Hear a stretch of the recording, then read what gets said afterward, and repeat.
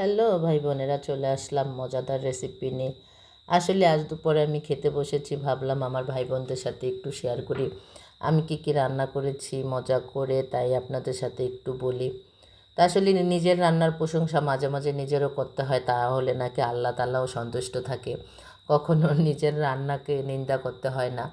তো আলহামদুলিল্লাহ, যা রান্না করেছি, সরষে ইলিশ রান্না করেছি, সাথে রিডা মাছ রান্না করেছি, দেখতেই পাচ্ছেন, আলু টমেটো দিয়ে খুবই মজাদার একটা রান্না, একটু মাখা মাখা ঝোল করেছি।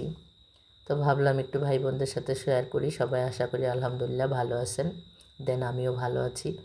তো দেখেন, এই হচ্ছে আমার ছোট ছোট রিটা মাছ দিয়ে আমি খুব মজা করে খাচ্ছি, খুবই মজা করে খাচ্ছি, খুবই চমৎকার হয়েছে। আপনারা সবাই ভাল লাগলে অবশ্যই লাইক কমেন্ট করতে ভুলবেন না। আমার খাবারটা কেমন হয়েছে জানাবেন। নিজের রান্নার প্রশংসা নিজের করা উচিত, করা ভালো। ঠিক এভাবে মজা করে আপনারাও রান্না করে খাবেন, খুবই মজা। আবারও বলছি, ইয়ামি। আমার বারবার মনে হচ্ছে, বলতে ইচ্ছে করতেছে, সেই স্বাদ সেই স্বাদ, সত্যি কথা বিশ্বাস করেন, খুবই মজা হয়েছে, সেই স্বাদই হয়েছে।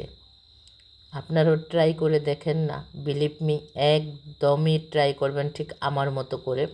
কাঁচা জিরা বেটে দিবেন, মশলাটা একটু বেটে দেওয়ার চেষ্টা করবেন শিলপাটায়, তাহলে সেই রান্নার স্বাদটা আসলেই সেই স্বাদ। মনে হচ্ছে যেন সেই মায়ের হাতের রান্না খাচ্ছি। একদমই মজা হয়েছে, অসাধারণ হয়েছে। তো গাইস, আজকের মতো আল্লাহ হাফেজ। সবাই ভালো থাকবেন, সুস্থ থাকবেন। Tata, bye bye.